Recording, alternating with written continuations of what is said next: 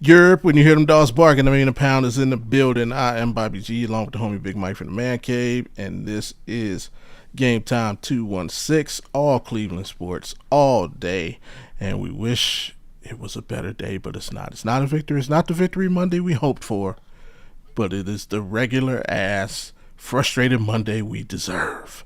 Still half a victory Monday. Half a victory Monday.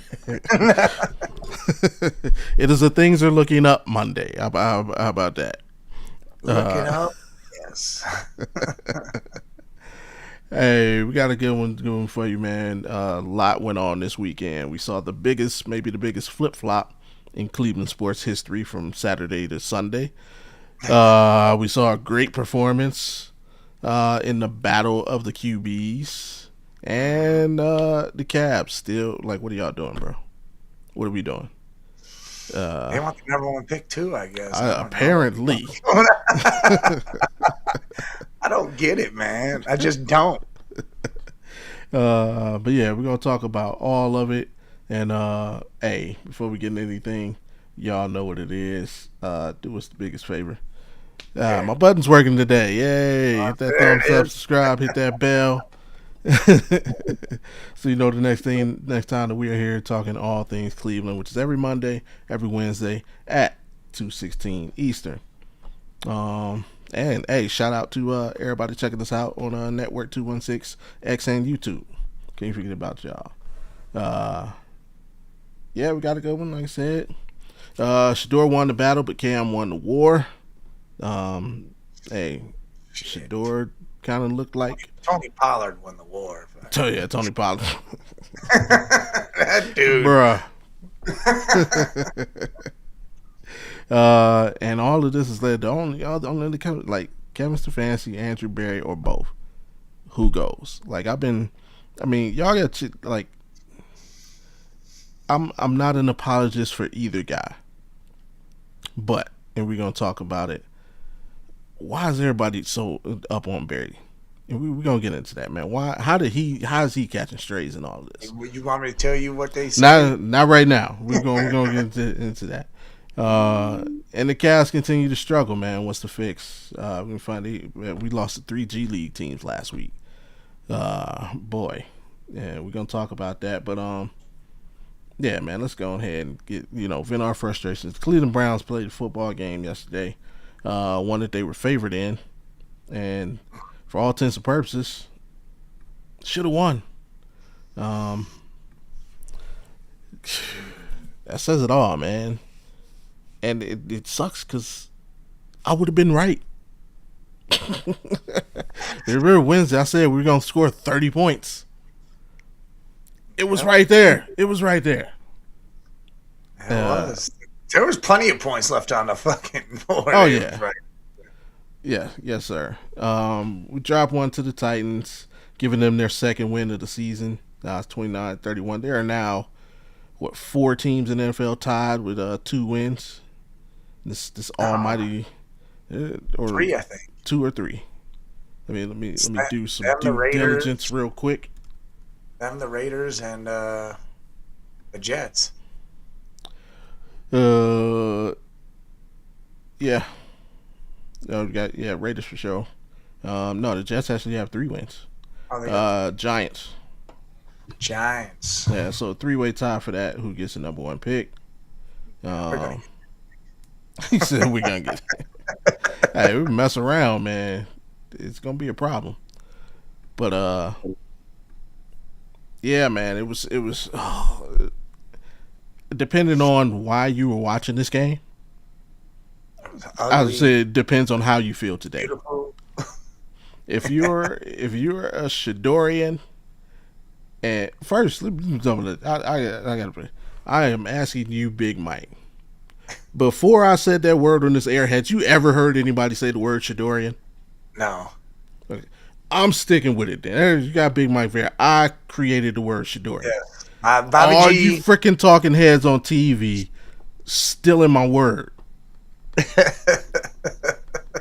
Like, and now it's like this. I'm hearing everybody say, "I'm wait, man. Somebody owe me some money.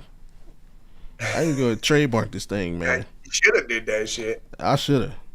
But yeah, if you were watching to see the Browns compete and win a football game, you're disappointed. If you're a Shedorian and you don't care about the Browns and you just care about Shedeur, you're feeling great. If you're a Browns fan who didn't really care about the result, just wanted to see if we have our quarterback in the future, you might be feeling okay. I was watching for 2 of the 3 reasons. Um, I'm not a Shedorian. I'm a fan of Shedeur because he plays for the Cleveland Browns. He played well. If I had to grade it, I'd give him an A minus. Um, it's good to see the things that he needed to work on. He's clearly working on and he's getting better at. I love the way he stepped up into the pocket most times than not. Shout out to AP. Tony Pollard finally left his room in the nursing home. Hey, Tony Pollard showed up and showed out, bro. He the real MVP. But he also made some rookie plays.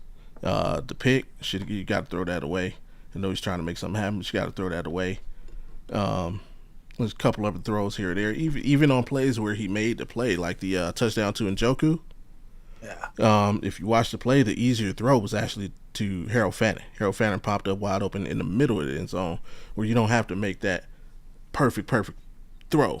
Whereas I'm super satisfied and glad that he made the throw. But what I'm saying is, as more experience comes, you won't have to make that perfect throw. He'll make the easier throw. He got out of the pocket when for the most part, he threw the ball away when nothing was there. Kept himself out of danger. Only took two sacks and he sacked 2 times. Yeah, extremely pleased with how he played. Do I need to draft a quarterback in next year's draft? I still don't know. I need to see more. And yeah, I'm keeping same energy I always keep. I need to see more. Yes, played great. But yes, it was also the Tennessee Titans. And they have the worst defense in the league. Okay. Also, because of mistakes during the game, special teams once again let us down. Get the block punt, you get his pick, Dylan Sampson's fumble. Like, how would his game have looked had we been ahead?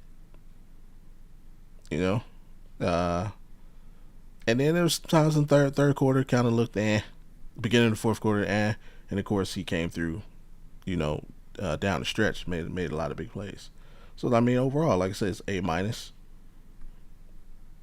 And I just need to see more. Let's finish out the season and see what we got. Shout out to Big Ron. He said he's a QB of the future. You just mad he's better than Michael Penix. Special teams being special again. Absolutely, APR special teams, man. We just, bruh. What's your initial thoughts on it, Mike? I know you are a Shedorian. That's not that I'm. But also fandom. I get you. You're 45. Just not draft a quarterback again. Like, listen. Tell me why Carolina didn't draft a quarterback after the shitty rookie season Bryce Young had, or the shitty sophomore season Bryce Young had. Well, they also had a whole new staff come in, didn't they? Oh.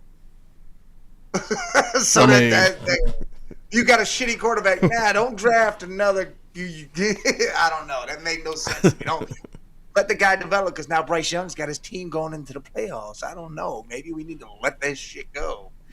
But first, before I get into this shit, you said, it's also the Tennessee Titans, the worst defense in the NFL, right? Let me name off some quarterbacks who didn't do as good as Shedeur did against the worst defense in the NFL. Let me see. Let's start with. He turned in his Falcons fan ID. Whoa. About to be like Cowboy fans. I was about to say, right. Hell, don't be a Cowboys fan. All right, go for it. All right. Let's start with Drake May.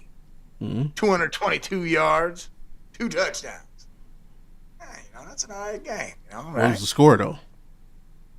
Oh, listen.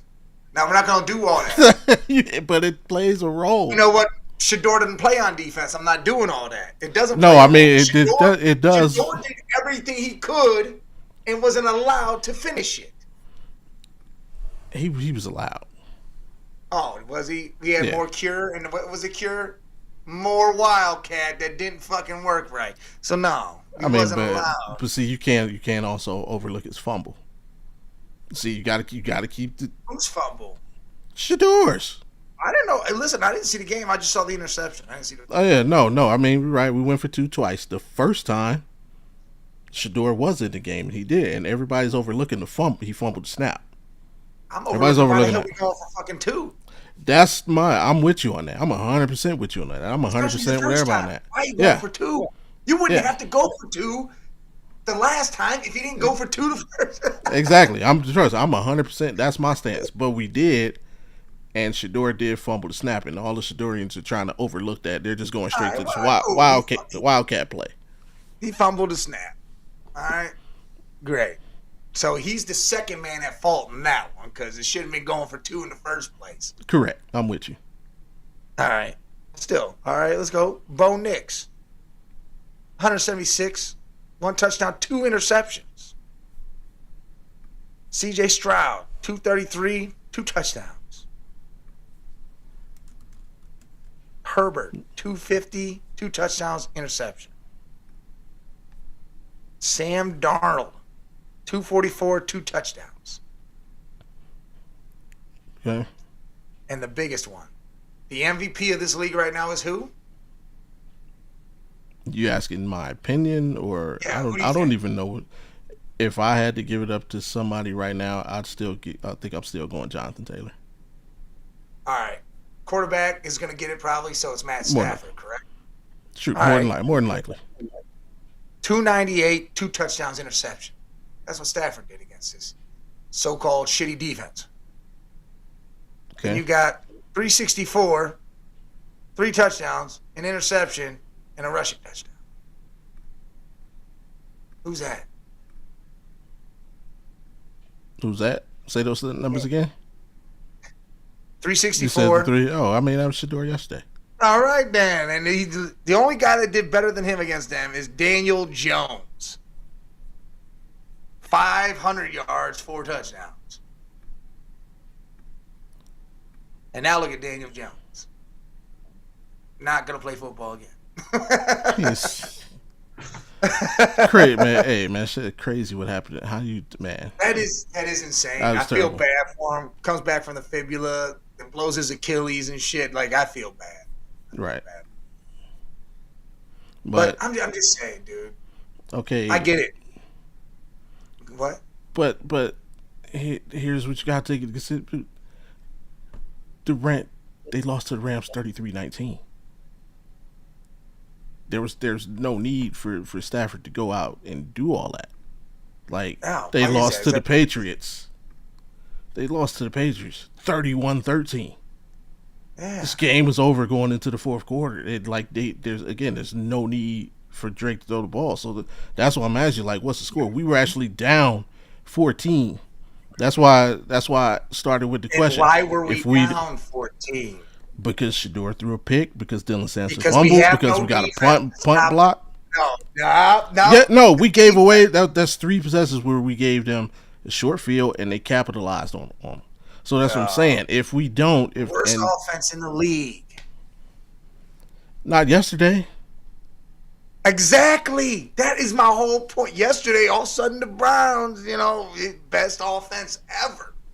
Right, but all I'm saying is, if we don't have the mistakes, if we actually play, and let's say our defense doesn't play their worst game of the freaking season, and we're up 21-17, it's not going to be 364.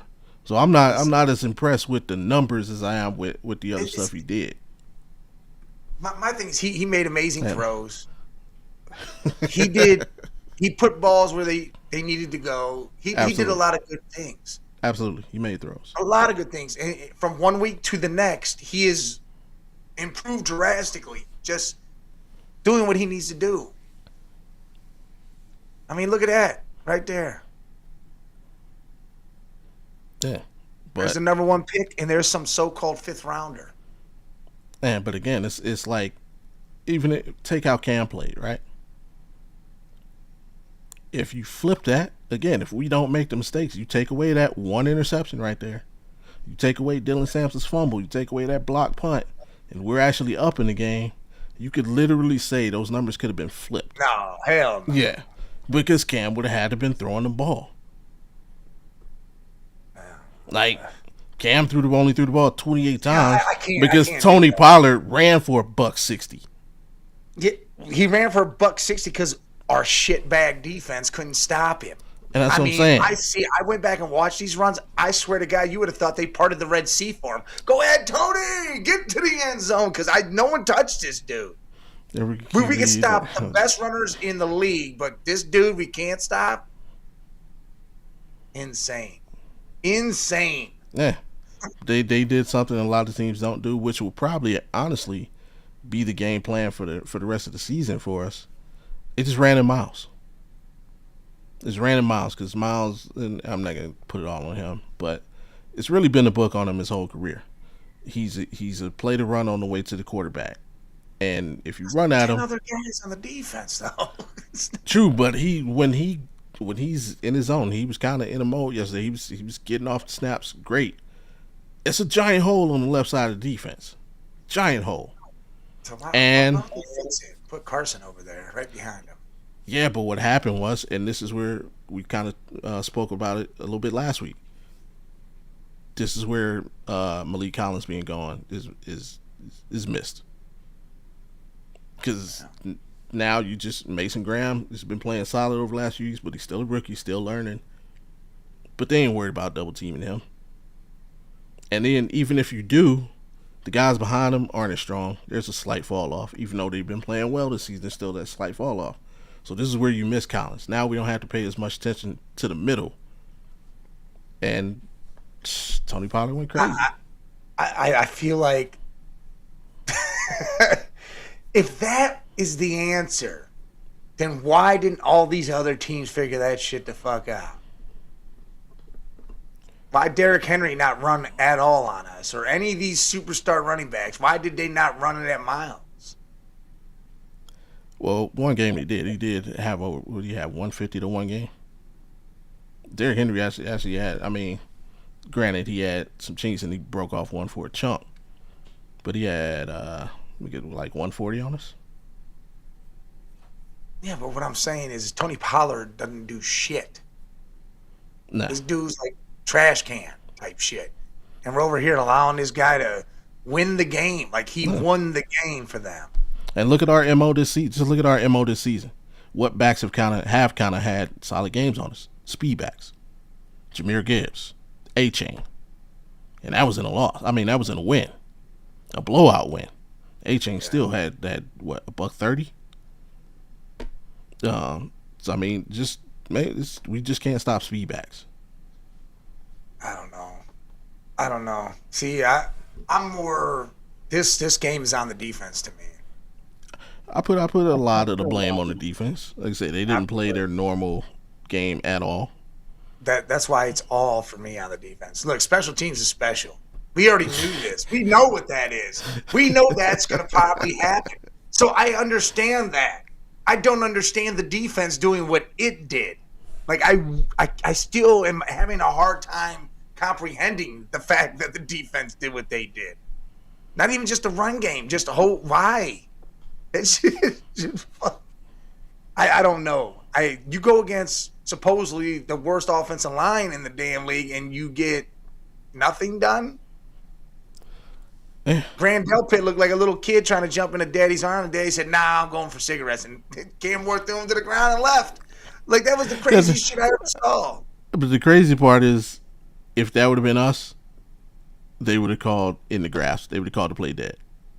The fact that they actually let that whole thing take place and let him shake him off is crazy to me. He jumped around his neck. He looked like he was trying to hold on like it was a crazy nut job girlfriend trying to jump on her boyfriend. He's like, "Get the fuck off me."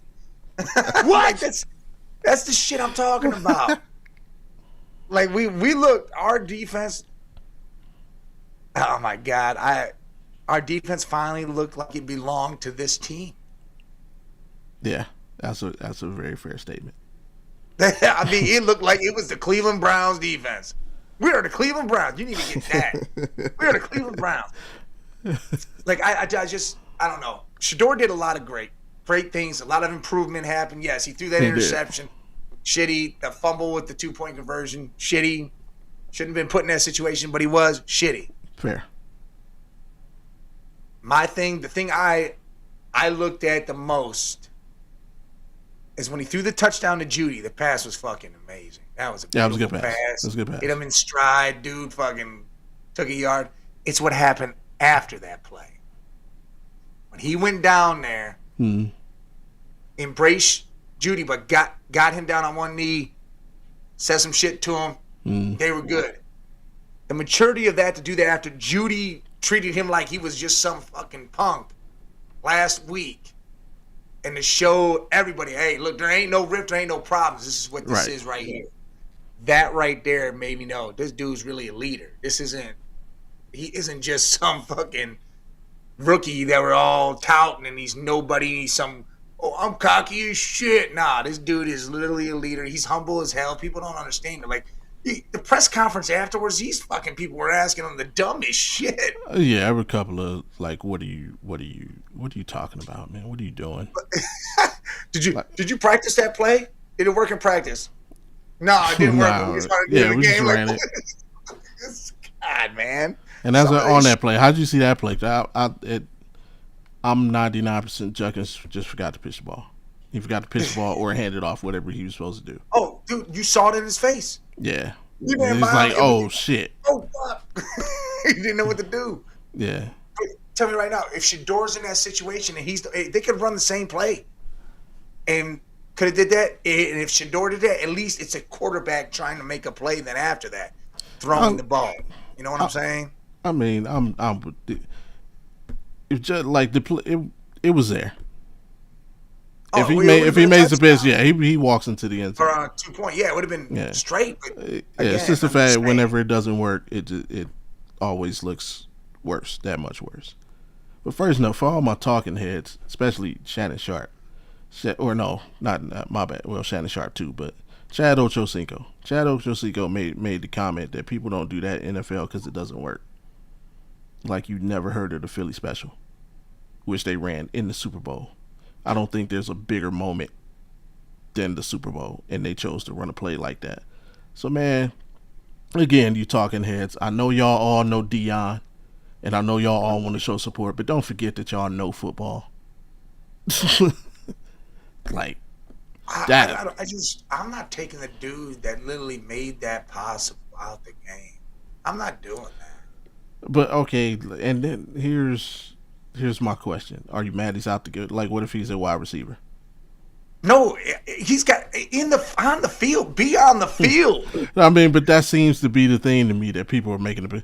Well, I'll take him out of. Okay, would it be better if he was at wide receiver, like a traditional wildcat formation? To be honest, I hate the fact that we run the wildcat like it's a fucking standard here. Well, nothing else is working. Throw the wildcat out there. Like, calm down, guys. But it kind of is. I mean, Junkins has 4 touchdowns. Like we successfully run it all season. Junkins has 4 touchdowns like that. Yeah, we've successfully run it all season. Come on now. Come on now. That's like we were running when it wasn't on the goal line. Like we still had 50 yards to go, and we're like, hey, maybe this wildcat will work. Hey, I mean, my theory and feel about it is this: like, it's no worse. It's no worse than the wide receiver for the Eagles. Like, how do you think they feel when they get down there and we run freaking 4 tush pushes in a row? I don't hear anybody say, "Oh wow, why are we not getting the ball to AJ Brown? He just caught this 50-yard pass to get us inside." Nobody says that.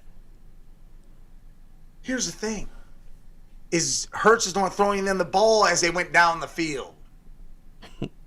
So if he's the one getting the tush push and getting in, he did the work. He was part of the work. But I just mean like the hypocrisy of it. Like we see a million other teams do stuff like this. Yes, and only the Cleveland Browns are getting criticized. No, I criticize every single one of them too. I mean, nationally, honestly, when's the last time That's because it needs the something to Kansas think City about. Chiefs ran a ring around the rosy freaking play, and it was the greatest thing on earth. Like Yeah, other teams do things like this. let's see if that shit didn't work. Then it wouldn't have been the greatest play on earth. But they run stuff that like that it didn't work, but we don't hear about it. We just That's hear because about it. everybody, Pat Mahomes walks in a room, everyone's like, hold on, let me get my knee pads on. We got to get this one in. Like, what the. Dude, watching that game last night, look, I knew the Texans were going to beat this squad. Dude, Chiefs are done. It's over for them. Pack it up. Yeah. Andy Reid, go get your best burger and just eat 20 of them. Patty Mahomes, go to Cabo, whatever the hell you're going to do. What? But last night, listening to Chris Collinsworth, just literally slurp it from up in the booth was insane to hear the shit he said. When it's like, he even said, well, the offensive line's playing pretty good. What? The offensive line, for as shitty as they are, is doing a pretty good job. Do you not see and this was right after the Texans were in the backfield about to sack Mahomes. I'm like, you cannot get away from this shit, can you? Like, these people just nonstop Patty fans and Chief fans, they just blame it on everybody else. It's everybody else's fault. Nobody on the team's fault. It's everybody else. The other team did this to us. The refs did this to us. Did you see that guy in the parking lot before the game? He pissed on the Chiefs sign. It fucked us. I don't know. They blame everything and anything they can. It's fucking insane with these people. But see, that's exactly what I feel like is happening to us. And I told you earlier this season, once Shedeur gets in, he's the only player in the NFL who is free of, like, nothing's going to be his fault. And he can't do anything wrong. He can do shit wrong. My thing is he said, I live in the community. See, look, yeah, exactly. But my thing is he can do shit wrong, but we're not going to sit here and say, I'm not going to sit here and say that one pick Shedeur threw was the whole reason we lost the game like some others are. No. Well, it changed the game. It did this. No, the first drive where Tennessee went down the field like we were a fucking JV squad and scored, that changed the damn game. Yeah. The fact that they saw that they could do that to us made their confidence level go through the roof. So they said, hold on, I'm going to keep punching. We got a puncher's chance here. I'm going to keep swinging like no other. And guess what? It kept hitting home. And we fought back and fought back until the end. We didn't get the decision. Because we decided to run more Wildcat because we thought that was what cures the fever. What do you think about? And I kind of think this is him falling on the sword. After the game, he was asked about it. He said it was his call. We all know that's bullshit. Whose call? Stefanski. But we all know this. No, we know that's bullshit. He gave a play call in a month ago. He did give a play call, but the head coach overrides shit. Maybe he did. I don't know. That could be real. To me, that'd be hey, listen. Tell me you don't think he could have. Ball. I agree, AP. It could be, but in this, I don't think so. I think he fell on the sword for all people, all parties involved. Most likely that's what he did. But my thing is tell me you don't see that coming out of his mouth. Run this fucking reverse. You tell me you don't see that coming out of his damn mouth. I hear it right now in my headphones like I'm at the game. Let me put my thing down. Yeah, we'll go ahead and run the reverse. Yeah, no, Shedeur's going to go sit his ass on the bench. Get Junkins out there. That's the Shedeur. That's the Shedeur in there. Where's Dylan? Put him in there. We're gonna get this one in. But that's what I'm saying. I'm not totally that, but I'm just saying I can see him saying, "Hey, man, we ran this in practice. It worked. Let's do it here. Trying to do the Philly special type thing and do something crazy and pump up the crowd. We're at home. We'll give them some excitement." They had excitement when Sanders rode down there and scored the damn touchdown. How about just fucking Fannin looks like he's been catching everything that's thrown at his ass. Throw it right back at him. I don't know. I mean, not to mention, I mean, I know Browns fans have fickle memories, but remember the first time Baker played the game, we actually ran that for a 2-point conversion. So Yeah, we did. yeah, and it wasn't Stefanski. So Back when we had a fucking offensive line that could block, and back when we didn't have a. I wouldn't issue on that play though. It wasn't. They had everything sewed up. Yeah, that was great. I don't know, man. I'm getting real sick and tired of this Wildcat shit, though. Like, because it's coming to blame. Oh, well, Shedeur fumbled. What was he doing? Oh, the Wildcat. Fucking great. Nah, he fumbled on the I know he wasn't, but I'm just saying. Why else are we deciding to go for 2 all the time, too? That nah. Again, I'm 100% with you on that. Like, I'm a big take the points guy. Not only in extra points, just injured. You're getting field goal rate, take the points because you don't know how this is going to play out the rest of the way. Here's my thing. You remember the play? Shedeur hit Fannin. It was like 3rd and 20. Shedeur hits Fannin. Yeah. And he trucks it down the field. Like, I think he caught it for 5 and trucked it down the field They for picked up 19 of the 20. Yeah. And then they didn't go for it on 4th down? Why? I wasn't against that. What? I wasn't against that. You're going to go for 2 on the goal line when you have less real estate, but when you couldn't do that right there? In the middle of the game where that's not going to kill you? I think because if I remember right, we check this is. I think I text you like get the field position back. It like get that, but then you let freaking Pollard break off. Like I think that if I'm remembering correct, that's when he broke the 60 yard freaking run. Pollard said thanks for the ball and took off running. like you might as well went to the sideline handing him the ball and said touchdown, and then that was the end of it. That's what the fuck happened. But no, I mean. Why not? Why don't we do the tush push? We ain't got the horses to. Our old line is. Yeah. No. And we were 3-man down yesterday. Yeah, no. Why don't we try to fucking run a handoff, a legit I formation handoff to Junkins, and put Big Miles Garrett in front of him or some shit?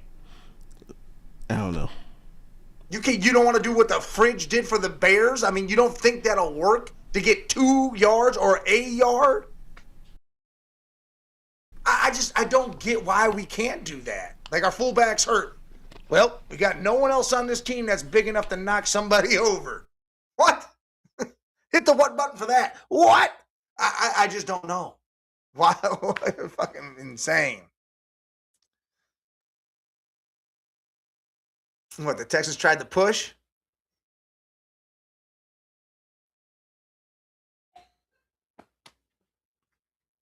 Hey, are you dead or am I dead? I can't hear you. No, it was me. My bad. Right, I muted myself when I took a sip of water. But I'm saying like it's a Philly thing, man. They literally they false start every time they run that play. They're the only team in the league that doesn't get penalized. But on these two, man, you got number 1 pick in the draft. Obviously, Shedeur fell to the 5th round, but most draft experts coming in had him rated as either the 2nd or 3rd at worst rated quarterback coming into the draft.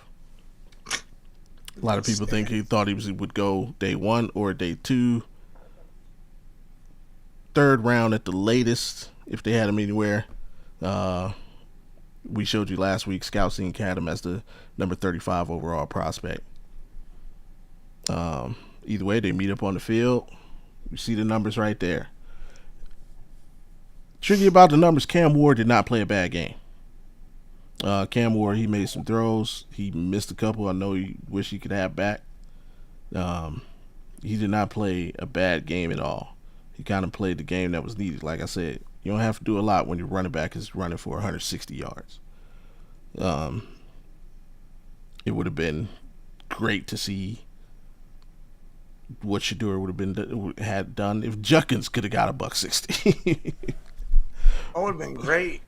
Look at this. Just right here, put Dylan Gabriel where Cam Ward is. That's Dylan Gabriel's stats. But I mean, come on, man. He won. He did what he needed to do to win. No, And like I say, it's all skewed by the fact when you run for 200 yards as a team, like you don't have to put up gaudy numbers. I understand that, and it just goes back to where Hurts told Chris Jones, "Fuck you, I got the W." Yeah, I understand that. I do. I get that. My thing is we're a horrible football team.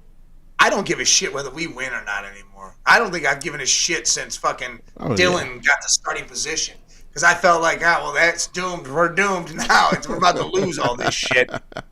Because I was never a big fan of Dylan. Not whatsoever. Not coming out of college. Not in college. None of this shit. I wasn't a fan. So and it wasn't because Shedeur. It could have been some other quarterback behind him, and I still would be like, fuck, we're screwed, dude. Like, because I'm just not. I didn't, no belief at all in Gabriel. I don't care if we win or lose right now. What I care about is I want to see progression. Shedeur's giving me that. Do I need to see it some more? Yes, because we play the Bears next week, right. And that defense is fucking nasty. Yeah, and he does this against the Bears. Now we're talking. Listen, I don't know if he's going to do that against the Bears, but if he does what he needed to do to give you the chance to win the game, without fucking multiple turnovers and shit like that, then holy shit, the page has been turned for me. Because that defense is, what you gotta say? You know what their fucking plus minus turnover? Not shit. 17. It might be more now. It's 17. That's wild. That's amazing. You know, the last time that's been done is the 85 Bears. How crazy is that? Talk about that coming full circle. But they got a shitty quarterback named Caleb, and he just throws the game away all the time. I think that was a better defensive play. See that because now the safety fell for. He came in. He recovered with enough to get that pick. That was a hell of a play. But yeah, we're going into Chicago, and they need that game. Obviously, coming off the loss, so they're gonna need that to stay. Keep their playoff hopes in position, potentially division alive. So yeah, they're gonna get after it. I'm not saying I don't expect them to throw for damn near 400 yards, but I'm saying I want to see the same things. I want to see you stay poised in the pocket. Don't fall back into bad habits because they got some pass rushers. I mean, Montez Sweat. He ain't Myles Garrett, but he's legit. He's a dog. Yeah. Yeah, just keep building on the things you built upon so far. Love what him and this dude got going on. Oh man. Another dog. Like, should have had 2 touchdowns, but that's neither here nor there. We still scored on that possession. Still scored. Listen, I'm getting 2 jerseys, and they're both in the 40s. I'm getting Shedeur. Yeah, because, dude, what the... Both these dudes are just insane. Absolutely insane. This dude catch the ball, and it'd be 2 inches past the line of scrimmage, and he'll make it 20 yards or some shit, and this is where you need Chris Berman. Like little rumbling, stumbling, bumbling football. This dude just he don't stop. Yeah, and it takes more than one person to bring him down. Like, you're not bringing him down one-on-one. It takes more than 2.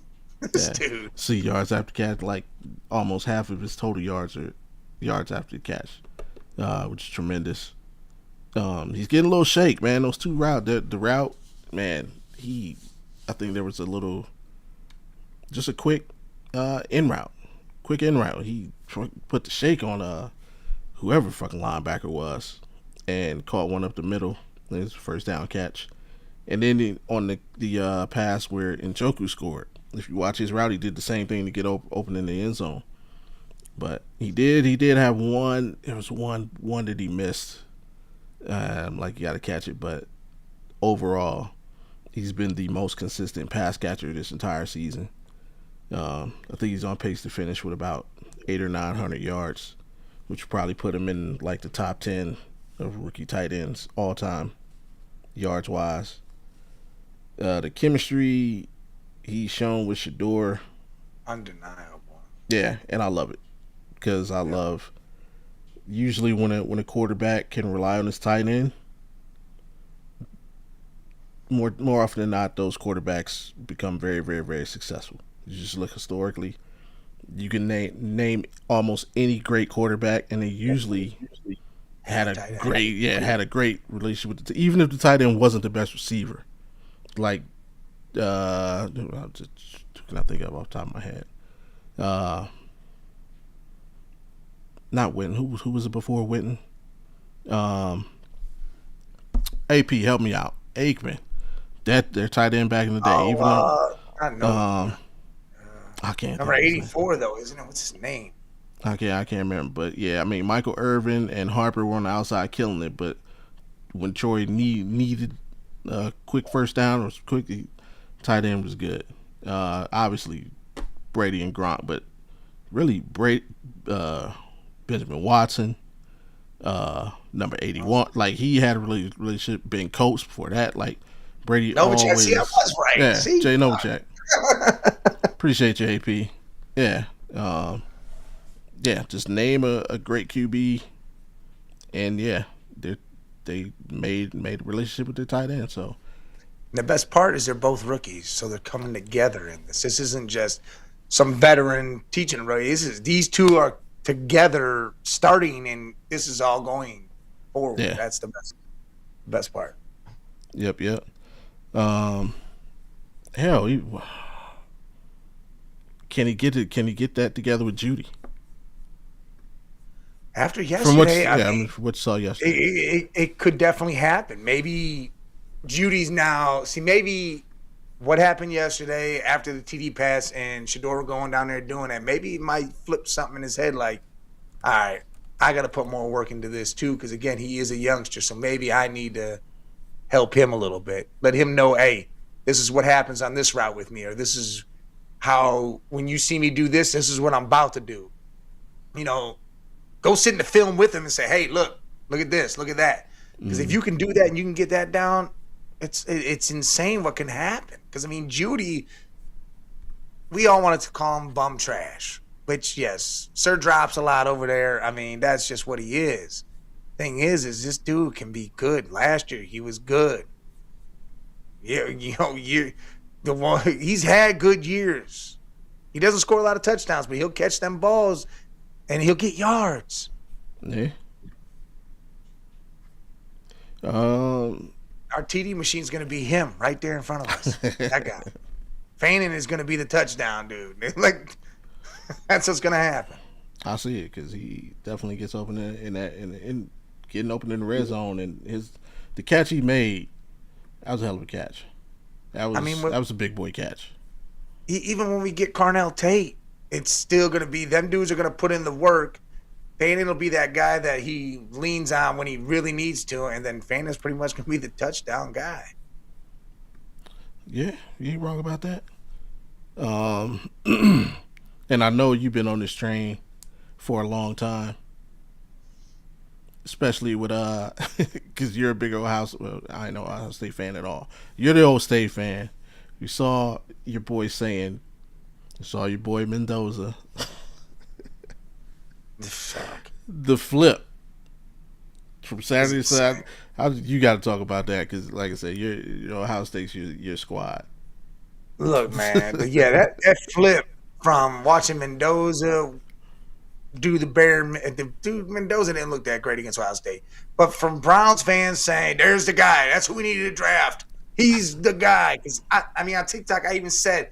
Dude, I'm not a big fan of Mendoza. He didn't look it. He went against a pro-style defense, and he didn't – I mean, he did enough to win, but it was more or less – it looked like the Buckeyes lost that game. And you go from Mendoza's the guy to Shedeur doing what he did to, nah, we're good. We got Shedeur. We're good. Like, I don't understand it all. I mean, I get it. I do. I guess I can say I do understand it. It's just funny watching these people do this, going from – one day to we're drafting a QB number one to we're drafting all these other players number one. We got Shedeur Sanders. throwing up the wrist. Like it's fucking insane. All right, and then of course, before we talk about anything else, record watch defense they played their worst game of the season by far, in my opinion. But Miles did get one. Moved closer. He's got 20 on the season. Needs 3 more for the record. Has 4 games left to get it done. And of course, the next QB he faces is going to be Caleb Williams, who does like to get out of the pocket. That could help Miles. Caleb's been sacked 68 times this season. And of course, this is our first time facing Caleb Williams, so he's never got a sack on Caleb Williams. But we'll talk about that more on Wednesday. And what we got next? Oh yeah, these two dudes. Because this is the other thing. I think if you took a poll, it'd probably be like 90% of Browns fans want Kevin Stefanski gone. Somehow, Andrew, you and I have had this conversation for the last few weeks now. Andrew Berry's getting like lumped into this whole percentage to me, and especially, shout out to my boy Jabron. What's happening, bro? Browns defense needs to make it. They do. Especially if Shedeur Sanders does turn out to be the guy. How do you fire Andrew Berry? You don't. You just don't. And I want the Browns Nation to tell me, how do you justify letting go Andrew Berry if Shedeur turns out to be the guy with this draft class? I don't know why anybody can say that. Oh, well, his previous. Listen, dude, I'm sick and tired of this whole previous. I thought you guys lived in the now. You live right in the now. You guys just saw Shedeur do what he did, and now everyone's like, yeah, Shedeur. That's the now. Saturday, you saw Mendoza beat Ohio State, and you're like, Mendoza. But no, Berry's draft class, oh, well, he didn't draft well any of these other years. Oh, well, he just drafted like 6 fucking guys that are starting on this squad that are making a huge difference. One could be rookie defense of the year. Junkins, who's just fucking going to have 1,000 yards probably, and it hasn't been done in Cleveland since Kevin Mack did it. You're going to have a franchise quarterback possibly out of this. Which one? You talking about the 25, this current class, or are you talking about coming up in 26? This current class right now. No, not you. I'm talking about the question or the statement, comment. LeBron said this draft will matter a lot for AB's team. Yeah. He's talking about 25 or potentially 26. But I'm just saying, Mason Graham doing his thing, Harold Fanning doing the fucking thing. Yeah. You can't tell me this dude hit on all this, and he possibly could have got the franchise quarterback if this pans out the way it's kind of leaning a little bit. Yeah, there ain't no way. All right. Oh, so you got him staying. So Jabron's got him staying, and I'm with. I believe he's earned the right to be here. Yeah. Like I said, what people forget, and I know everybody fans can be so cutthroat. Like, you gotta forget, man. Just think about how long it took you to get good at your job, whatever it is you do. How long did it take you to get really, really good at it? Like, AB was a first-time GM, youngest GM in the league, I believe, at the time he was hired. First-time GM, yeah, first-time GM. Like, it's going to take you. Like, you got to go through trial and error. But it's like he struck gold, and now everybody's like, all right, get him. Like, he just learned how to do his job. Hey, it's like when I just said Carolina's letting Bryce Young go through them trials and tribulations over there. So AB's drafted well, but the head coach is trying to get them both canned. I don't know what's going on, but what I'm saying is, seriously, Carolina's letting Bryce Young go through his trials and tribulations and not, next quarterback. We're over here like, what the fuck? He was also 1-1 too. Huh? He was also 1-1. He was first round, first pick. So that makes a difference. Yeah, it does. So as much as you may not want it to, it does. I don't know. I don't care if the trash is high quality trash from fucking Beverly Hills. I'm not going to keep the trash in my car. It's going in the garbage can where it goes. I don't give a first round, second round, the 100th round. It's trash. It's trash. It's just like what Forky says on Toy Story. You're just like me. Trash. That's what Dylan Gabriel can look. What? You get the double. Stop it. Get some help. There it is. A first GameTime216. We got a Toy Story reference. Dude, that Forky is the best character. I'm just saying, how can we watch Carolina go through all the shit they've gone through? Mm-hmm. I mean, the horrible shit that's gone on over there. I mean, we've gone through worse before, but I'm saying for the past couple of years, we've kind of been, hey, playoffs, we've done our thing. Carolina's just been dragging themselves. Then they draft Bryce Young, and they still suck. What did they win last year? 2 games? No, they won a little more than that. I think they won like 4 or 5. Was it? And then his rookie year, what did they win? Like 1? They were terrible. 2 games? Yeah. Oh, they said, no, we're not drafting a quarterback after that shit show. Nah, we're going to keep him. Oh, he only won 4 games this year. We're going to keep him again. And now this dude has won 7 games, and they're going into the playoffs. No, we don't do that. We're the Cleveland Browns. We get ready. Oh, what? You can't. You're not winning the Super Bowl. You're out of here. Yeah, I think he's gonna have. I think he'll be. I mean, he'll definitely be on the team. I think they'll both be on the team. They're going to be able to compete. Right now, and honestly, and I don't know if Shedeurians can kind of realize this or have noticed this. Andrew Berry is like on Shedeur's side. Oh yeah, 100%. Like he's the first one down there. Yeah. Congratulating him every single time. Bryce got hot last December and built off that after a terrible start. Once Carolina figured it out, first pick was a wide receiver and Tet. If the Browns feel confident in Shedeur, then build around him. 100%. That's 100% with that. How it works, right? Not, oh no, we didn't win. We're not in the playoffs. New quarterback. No, but I mean he's got four more games to solidify that. And who do we got? We got Chicago, the Bills, Buffalo, Steelers, and the Bengals. Yeah. Great. You got two division opponents. We're going to base this off the Bears, who just were leading the NFC, the Bills, who are pissed off and need to get right, the Steelers, who are leading the North, who, I mean, they're beatable. That's not the issue. And the Bengals, who gave the game away. They gave the game to the Bills.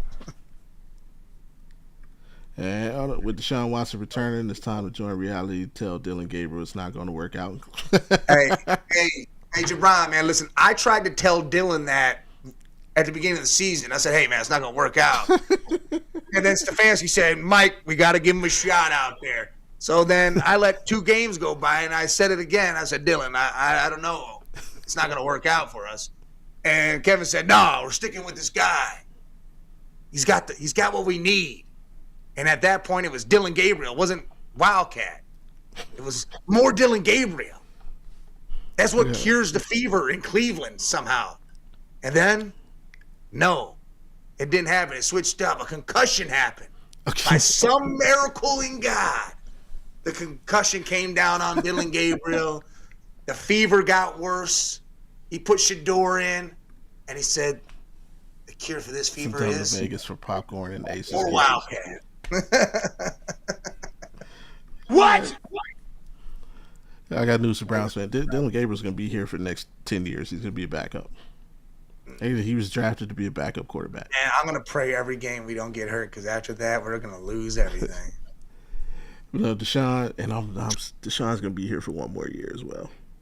Dylan's going to be great in the Arena Football League. He's not the Arena League. Man, or Canadian. The dude's going to be a dog on the Toronto Argonauts. But he's not going to be it here. And he doesn't need to be on the team. He doesn't need to take up a roster spot. None of that. And to be honest, if you cut Dylan or cut Deshaun, it's only a $53 million hit, right? After June 1st, correct? That's what I think the numbers were. It was like 130 before, and then after June 1st, it's like 53. It's like 20% of the salary cap. 27% of the salary cap. So if it's 53, and you don't play him, and you keep him done for the season, you get that $44 million in insurance. I don't know. Cutting him doesn't seem too bad if you're only losing $9 million in that fucking deal. I don't think I was very confident at the beginning of the season that this would be his last season, and now I'm not so confident. I think he'll be here next year. And it's not because he can play; it's because of the experience he's bringing to that quarterback room and how he's helped. No, it's just the money. Why? If we're getting $44 million for the insurance part of it, you only lose $9 million. But we lose cap room, and that's the reason. We lose if we cut him. We lose cap room. If we keep him, we're not going to pick nobody up anyways. What are we worrying about cap room for? Yeah, well, if you want to draft this great offensive line that you want and this receiver that you want, we need money for rookies. Them players. We got 2 first-round picks. That's 2 $20 million contracts. Listen, if Njoku's hurt and he's out the rest of the season, he's getting cut. Njoku, yeah. Don't got to worry about that. Who made a fantastic They're getting rid of Conklin. They're getting rid of fucking some of these. There's people getting gone. They're going to have some money there. A lot. The offense, I believe the offense will look entirely different next year. I mean, I can see Tillman being up out of here. I can see Bengals did what they always do, Bungles. Man, Joey B had those 2 screen passes. He threw it right to the defender. Shit was insane, man. I'm like, what the fuck? The offensive line is going to be 100% different. I think you try and keep Pochich, but I see Bitonio retiring. I see Conklin getting up out of here. Teller, I could see him being gone. Yeah, after they're doing that little, hey, you know what? We're gonna switch in and out. What? What is wrong with you? Yeah, so it's like our offense could look really, really, really different next year. And I mean, yeah, I'm with Jabron. Like next year, we're really gonna see. We're really gonna find out if Barry has figured out this whole draft thing. AP. I'm not opposed. Njoku get traded to ATL for picks and a pick. I'm not opposed. Yeah, pick ain't gonna be nothing. It'll be like a 5th rounder. I don't give a shit. I like Pitts. No, but I mean, we don't need him. We need a blocking tight end to go behind. Fannon's going to be starting, so we need a blocking tight end to go to be behind. We're going to run a 2 tight end set. Now that Stefanski ain't here. Let's hope Stefanski listens. What do you mean? If he's not here, we ain't doing that. How do you know? Maybe the next coach is like, you know what? They're on to something. Only coaches that believe in that are coaches who were under the freaking Kubiak tree. Or Shanahan tree. Former Shanahan. Bill Belichick did a 2 tight end thing. That was, current. New age coaches. Not old school. Noah Gray. Hey, that wouldn't be a bad pickup. He's a blocking tight end. Yeah. You know who I want? Tomlin's going to come be our head coach anyway, so we might as well just bring in Washington from over there, that big-ass tight end. And that dude fucking... Tell me that dude ain't blocking somebody. That's another offensive lineman. Yeah, they ain't let him leave. But no, not after him beating Baltimore yesterday. That shit was Baltimore's shit show, too. Lamar's starting to show. He just can't do it. I think he's just beat up. He's beat up like he's not playing like himself. Oh, you got a 120-pound dude out there trying to run around. I mean, I don't know. Yeah, something he needs to. I don't know. Maybe he changed his diet or something. Like remember, what was his name? Arian Foster. Like he was a freaking beast, and then he went vegan, and it was like, what the hell happened to him? Yeah, his muscles were all fake after that. It was all water weight. But yeah, Jimmy, I mean, I can't defend Stefanski anymore. Like I'm not down on him. I still think he's a decent coach, but I'm not down on him. But I can't justify keeping him. If he's got to go, he got to go. But Andrew Berry has earned the right to pick his coach. That's all I'll say. All right. Give me 3 names that you'd be cool with Andrew Berry saying, I'm going to bring these 3 guys in, and one of them are going to be the coach. As a coach, Yes. One, always mess up his name. Freeman from Notre Dame. Marcus? Marcus Freeman from Notre Dame. Like I said, if he was to go the college route, he's the only coach I would like. I see him in the kind of same vein as a Mike Tomlin, just a young, modern Mike Tomlin. Brian Flores. I read that. Like, we've gone, quote unquote, with the offensive mind. Our last Stefanski, Freddie Kitchens, and Hugh Jackson. Maybe that's a problem. Switch it up. Let's go Let's go with a defensive minded guy. A third, if we were to go offense, what's his name? Clint Kubiak from Seattle, OC. So a 2 tight end set would live? He doesn't do it. He doesn't do a lot of that in Seattle. Well, he needs to do it here. You got 2 tight ends that can do it. I don't do it. Let's get him. I mean, hell, we tried to get him. We tried to hire him as the OC here. Or a lot of people thought it was going to happen. Yeah. But, he should. I would have loved that because Stefanski would have trusted him right away and handed it right off right away. Yeah. So those are 3 guys I wouldn't mind. What if they said, you know what, Jim, we're just going to make you the head coach? Jim Schwartz? Yeah. I don't know. I like him doing what he's doing. So do I. But I can see him saying, hey, we're going to bump you up. You know what your run was shitty. Then that's like saying, would you care if they brought Saban? No, please don't. What if Belichick came back? No, please don't. He did like a full circle thing. That'd be crazy. I don't need my coach. He definitely ran the 2 tight ends. I don't need 60 and 70, 80-year-old dudes. I mean, why not? Then their time's limited. They know they got to get shit done. This is going to be, hey, we're going to keep trying different things every. No, it's going to be, we know what the fuck works. We'll put it out there. That's the end of it. Plus, I mean, the distraction of the Shedeurians is enough. We don't need Bill's girlfriend coming up in here. Come on, man. That'd be wild. We don't need that one as well. I don't care what distraction we got, as long as it distracts from the shitty play calling we got now. But like I say, if there was number one on my list, would probably be Marcus Freeman. That would be my guy, my preferred guy. You think he'd leave Notre Dame though?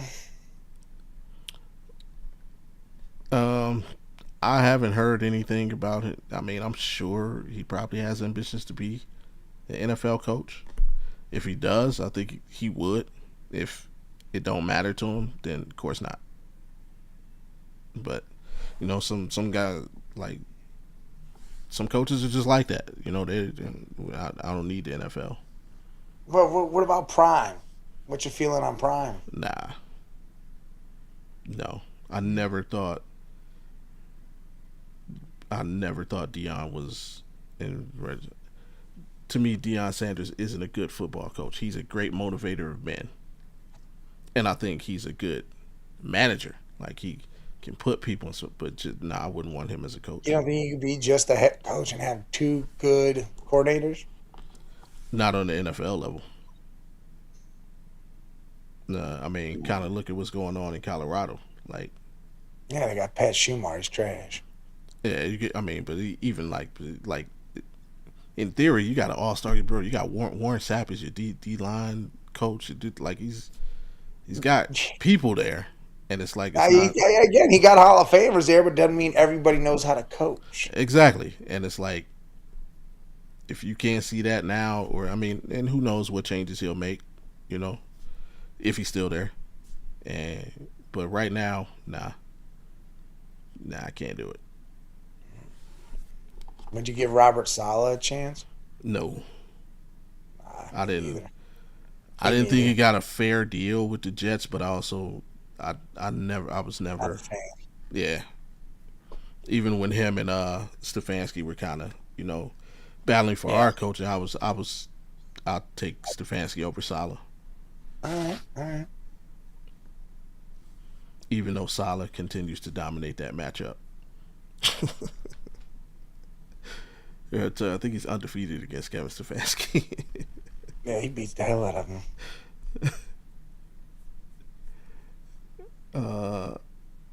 What else? Where I did the sack record, got that, and we'll preview next week's game on Wednesday. Mm-hmm. And the team that was actually supposed to look out for us, though, did not. The Cleveland Crunch. Oh, Cavaliers. The Cleveland. Best team in the history of Cleveland, the Cleveland Force. Yeah, that's right. Hey, for those who remember, Cleveland Lumberjacks. Cleveland Force. I swear they used to win the championship like every year. Damn, dude, yeah. What about them Lumberjacks? They won a bunch of championships. God. The Cavs continue to struggle. They lost again to another G League team on Saturday. Yes, I'm talking about the Golden State Warriors because they didn't have Steph. They didn't have Clay. They didn't have Andre Iguodala. They didn't have Draymond. They didn't have anybody. Jimmy Buckets wasn't playing. Nobody. And somehow they beat us relatively easy. I wish I would have watched that game. No, you don't. Because I want to see at what point, because we go on runs. There's different runs with us, And I want to see at what point does it falter? Does it slow down? Do we change, or you see the identity change and it screws up? Like, where is that at? It's got to happen because there's no way we're just going through the game of, we don't know who the fuck we're going to be the entire game. Like, we just don't do any of this shit.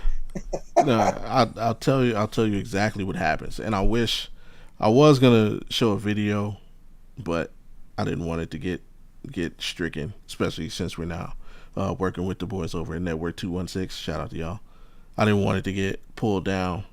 But what's happening is it's defense is the biggest issue right now, which sucks because for the last couple of years we've been one of the higher rated defensive teams in the league. Hell, we have the reigning defensive player of the year on the team. But wait, the G League team we beat, but Alan is our resident Thunder fan. Yes, Alan, your team is great. You're good. Alan hasn't had nothing to cheer for years. He's also a Cowboys fan, so he's got 20 years of sitting there waiting for something to happen. Finally, Oklahoma City Thunder has brought it to his attention because you got something now. Cause stop cheering for the Cowboys. But their communication on defense is terrible, and Friday was my son's birthday. Yesterday was my wife's birthday, so I've been in birthday mode. Oh, well, happy belated birthday to everybody. That kind of crazy for you, huh? Your pockets get set back in that weekend. The weekend, a month. Plus we got Christmas coming, bro. Man. No, yep. I bunch them all in one. You're getting Christmas. That's it. And a Rangers fan. Yeah. See, those teams are doing it for you. You don't got to worry about the Cowboys no more because they're never going to do it for you. But so we missed a game because my son wanted to go see Five Nights at Freddy's for his birthday as a present. So for what it was, I'm not into it, But but was it a decent movie just to go see? I didn't fall asleep, and I usually fall asleep at like kids movies. So it kept my attention. I'll give it that much. So we missed the Cavs game. When we got home and watched the highlights, and she's like starting to get more and more into basketball, and Darius Garland is her favorite player. And so she's asking me questions during the highlights, and I'm like showing her, and I'm like basically doing like a film breakdown. There are so many communication breakdowns on defense. Like Darius, a lot of guys are getting caught ball watching and getting beat backdoor. There's like iffy communications when they're playing the pick and roll. Like in particular on Saturday, it was a pick and roll where Tomlin and Tavares were defending. Now Tavares was getting screened, and Tomlin is the back man. Yeah. Now, the way it should have been played is Tomlin should have made the switch because Tavares tried to go over the screen, which left the dude just ran around the screen and just cut straight down the middle. Tomlin should have picked that up and told Tavares, hey, get back, stay high, take mine. He didn't. Guy gets a free run to the basket. They hit him on the cut, bucket. Same thing happens later in the quarter where it was actually played well by the Cavs. But Jalen Tyson and Donovan Mitchell were the two involved in the pick and roll. Same thing. They play it perfectly. Donovan jumps it. Jalen falls back, takes the roller. Perfect position. I think another guy, or no, Jalen's man kind of got a little edge on him to the bucket. They pass it to him. Evan comes over for the help, and Jalen then swings to Evan's man, who was about to cut to the dunk spot. Yeah. Played that perfect. Now, where it would have gone wrong, in this case, what happened is the guy misses a layup, we get the rebound, take off. They played it perfect. Now, had he passed it to Evan's man, the miscommunication would have been Darius also tried to cover Evan's man.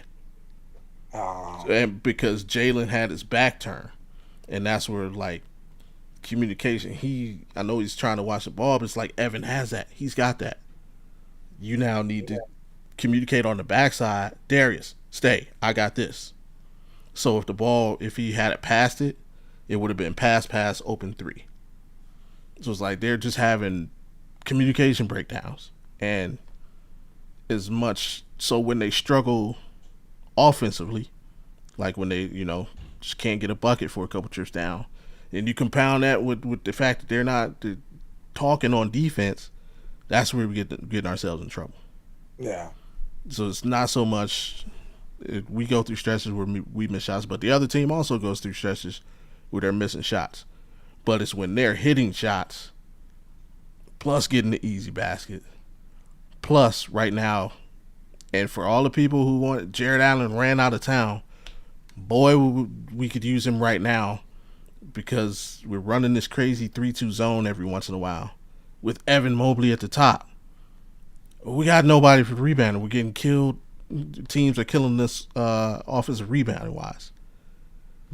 So it's like a combination of miscommunications and no communications on defense, combined with honestly some stuff Kenny should see in his strategy. Like it's just allbad.com right now. So what I heard out of all that is trade Jared Allen for Jaren Jackson.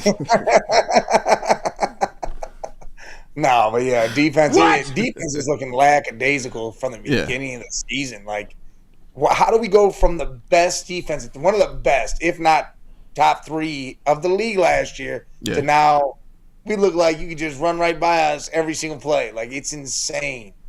The switch up, and I don't know why. It's not like it's everybody's brand new or something. You're adding 1 or 2 new pieces. It's not. I don't know. With that, it kind of is though. I freaking after I showed her that, I kind of went back and watched a bunch of highlights from a bunch of other games, and it kind of actually is like that. Yes, these people have been on the team, but honestly, every game, like, we're dealing with lineups of guys who really haven't played much together. Well, yeah, like, it's because of the injuries. Yeah, I get that, but it's why is it so bad between guys that should already know? Because they're Kenny's playing with rotations. Like, stop. Like, I'm gonna use last year as an example. Like, last year, health wasn't a concern for the regular season. Yeah. Until the end. So it's like you can't. Guys are coming in. They know their rotation. Like I literally knew the Cavs rotation to a T. You could do it like clockwork. You go on the first 5 minutes. First one's out is Donovan and Mobley, and then 3 minutes later they're coming back in. Darius and Allen are going to the bench. And it's like I knew exactly who you're coming to, who's coming in when. Yeah. Now with the injuries, first coming into the season, obviously Strus is going to be down. Merrill's been out for extended. The rotations are off, so now you got Tomlin coming in. Sometimes he's at the 3, sometimes he's at the 4. I've seen the lineup with him at the 5. There's no consistency into which roles they're playing, and so they don't. It's just throwing everything out of whack.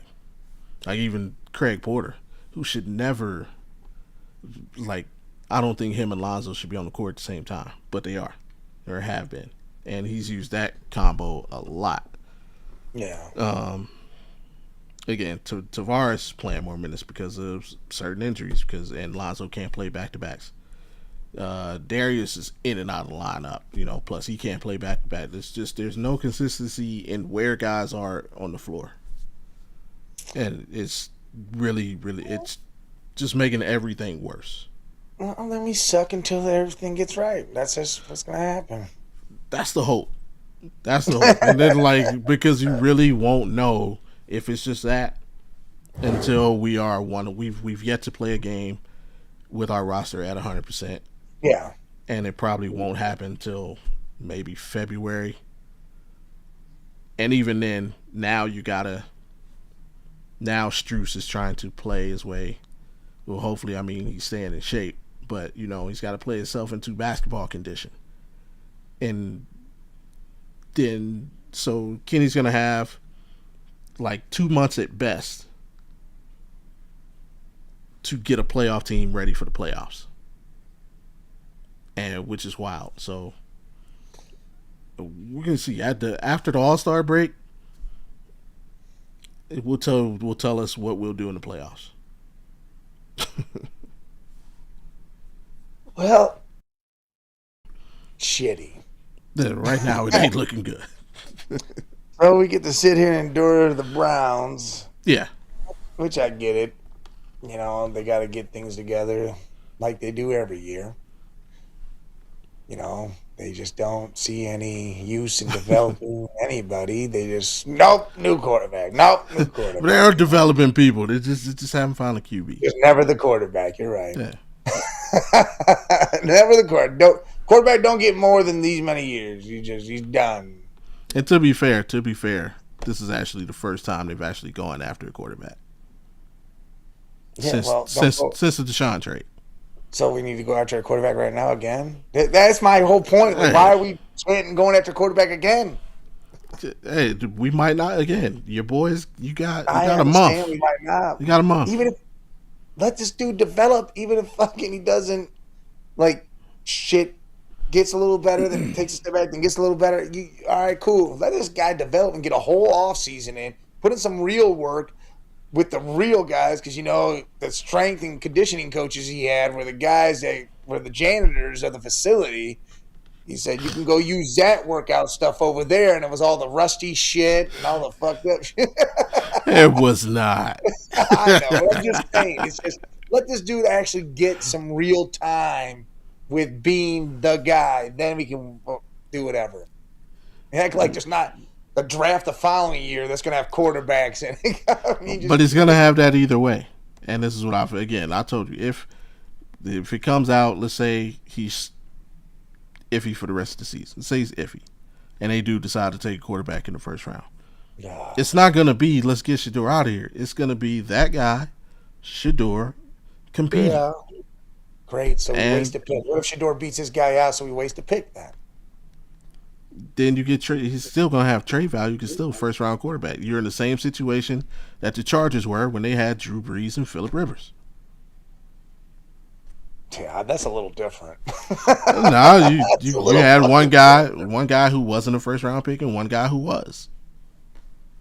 I mean, now granted, you don't want either guy to get hurt because that's kind of what that's how it went down. Well, they made it easier for them to make a decision. It's like, okay, he got hurt. We're gonna roll with this guy. But yeah, man. I mean, Drew Brees was able to keep Phillip Rivers on the bench. So I mean, if Shedeur is that, he'll have that offseason and he'll have an opportunity to keep the guy on the bench. Now, let's say he plays not statistically, but just in the look. He plays like he did yesterday for the rest of the season. Then you don't have to. Then you draft 2 or 3 tackles. What? Yeah, you draft 2 or 3 tackles. We're gonna have the first pick in the draft, and we're gonna have preferably a pick in the last 8. Yeah, because Jacksonville, they're scared. Hey, I'm sorry, I gotta run the Jacksonville train right now because my big money league, I got Trevor and Jacoby Myers, and they're putting in work for me. I mean, this is a $300 league. I'm gonna go ahead and need them to continue this work. I mean, yeah, they're. I mean, it was already 9-3. Just continue to work. But I mean, well, if you really want to look at it, that'll almost give us like, let's say that pick finishes like 25, somewhere in that range. Yeah, that'll give us like 2 picks within like a 10 pick range because our second pick will be early second. Yeah. So yeah, that's still top quality talent right there. If we get number 1, I'm with trading down because somebody's gonna want a quarterback. You don't need a quarterback. We trading it. Yeah. Who you got? It's all up to your boy. It's all up to your boy. Gonna do it. Who's gonna need a quarterback? Probably the Jets. Here's what we want: Saints, Raiders, Jets. We want 3 first rounds and Garrett Wilson. What? I mean, would you not take that? Yeah, I would take it, but they ain't gonna give it. Why wouldn't you do it? 3 first rounders. Oh man! And Garrett sell the farm for RG3. Didn't the Redskins do that? What did we get for that? No, we only got like 2, didn't we? Something. All right, so 2 and Wilson. I'll take 2 and Wilson. They're not gonna do that. You get 2 by themselves. They ain't gonna get 2 and Wilson. Nah, we getting 2 and Wilson, man. Nah. But I wouldn't even want Wilson. I want a fresh receiver. Give me fresh. Hey, your boy, just let your boy run a sub 4.40. What about this? Who else has got 2 picks in this draft? Dallas? Oh, yeah, now they do. And do the Jets? I believe so. Let's see. 20.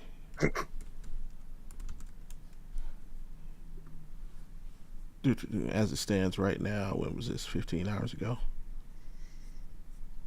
So, that's where Green Bay. How many times do they see? I see. You said the Jets.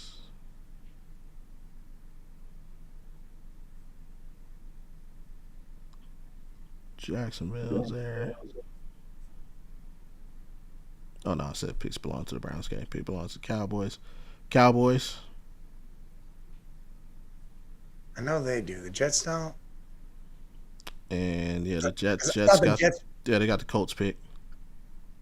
And their own, right? And their own, yeah.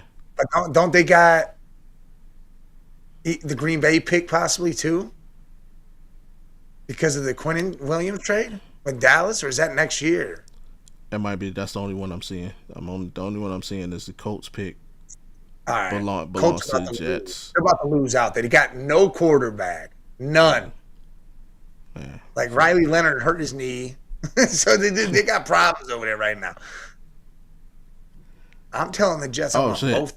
The Rams. Yeah, the Rams don't. They have 2 first round picks. Maybe, huh? Maybe the Rams want to get up and get their quarterback right now, huh? Yeah, they got everything else. The Falcons. The Rams have the Falcons pick. And their own. But see, the Rams are going to be high up there. But that Falcons pick right now is top 10. The rich get richer. But the Colts is probably going to fall, dude. The Colts pick right now is at 18.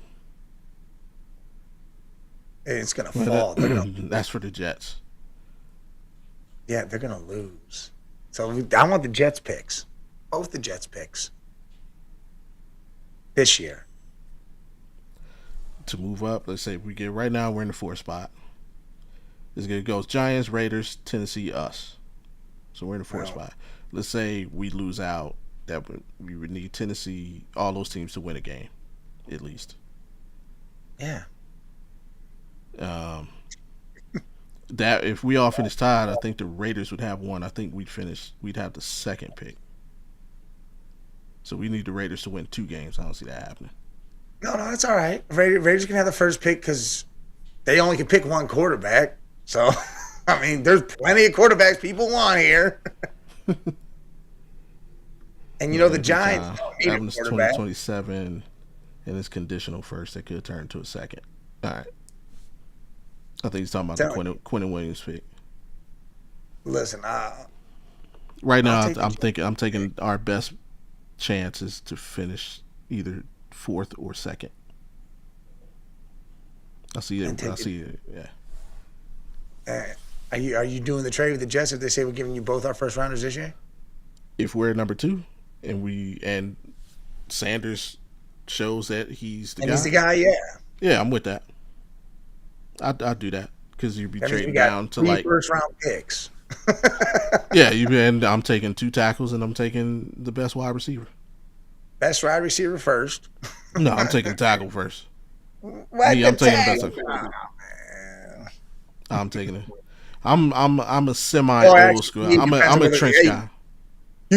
You might get them Colts and Jets could end up back-to-back picks almost. Smith don't come out until the following year. He's 27. Carnell Tate from Ohio State comes out, and that's who we get. Oh, if he runs a sub 4.44. I'm done with receivers who don't run. Man, we're getting Carnell Tate. Nah. He better run sub 4.4. And what do they already tell you? What's he run? What's it going up? I looked at something that said something saw like 4.6. I was like, I don't know if I believe that. I saw something else that said like 4 or 5. I mean, he's a big boy. He was 6'4". Oh yeah, damn, that is fucking crazy. 200. But he's Cedric Tillman. That's Cedric Tillman's numbers, man. I'm tired of it. I need a sub 4.4 guy. I mean, Malachi he's trash. He was a trade. He ain't our guy. That was an accident. But draft. If you a proven guy in the NFL, I can accept if you don't run a 4.4 if you're proven. But if I'm drafting a guy, I need that sub 4.4. That's the only prerequisite I have as a receiver. Shit, Jordan Tyson's. Yeah, let's get him, man. Your brother's here. Hey, fam. Yep, he literally runs a 4.45.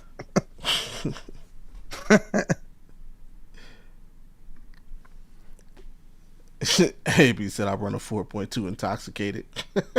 Even Mekhi Lemon, the other guy from USC, the other top wide receiver, is a 4.48.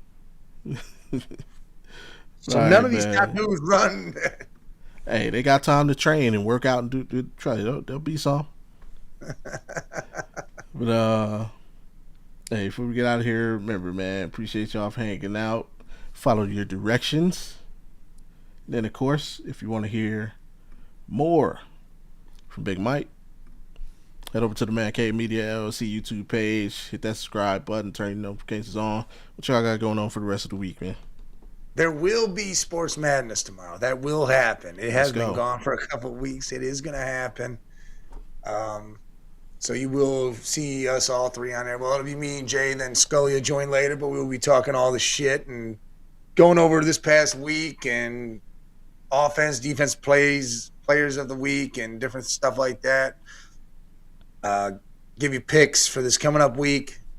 Do all the good stuff. You want to relax, laugh, and enjoy yourself to a bunch of bullshit, then, come enjoy yourself. We give you the facts, but again, it's fans talking shit about sports to other fans is what this is. And then, of course, we got Off the Rails, which we did do last week, which was funny. And we'll go in with the Thursday night football game this week. I I cannot think about it. Damn. I don't know why I can't think about it. Atlanta, Tampa Bay. All right. So Tampa's fighting for their life, and Atlanta's just shit in the bed. Yeah, that's a money game for me. Oh, yeah. So we'll talk about that game, and then, that'll be that. Yeah. And if you want to hear me run my traps some more, head over to the Audible Sports Podcast YouTube page or subscribe. And after you watch the Man Cave on the pregame, watch us for the postgame Thursday night, where I will be one more game closer to my evening out at Sizzler. Yeah, I got a bet on the Falcons not winning that division. So every game they lose gets me closer to a You nice should already pay that dinner. back. It's already done. Yeah, we know, but it's still fun to troll people. So,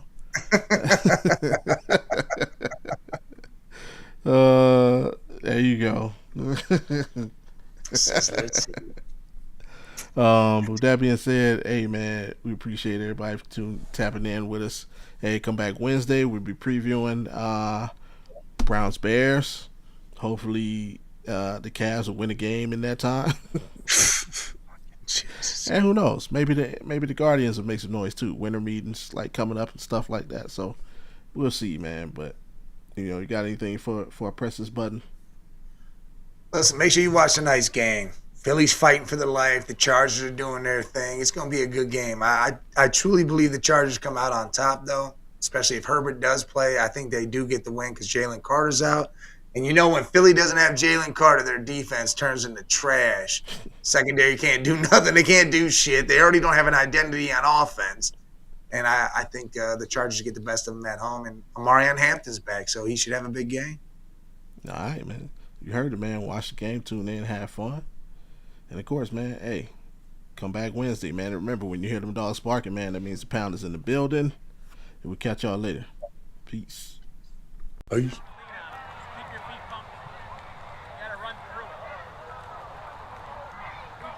Down.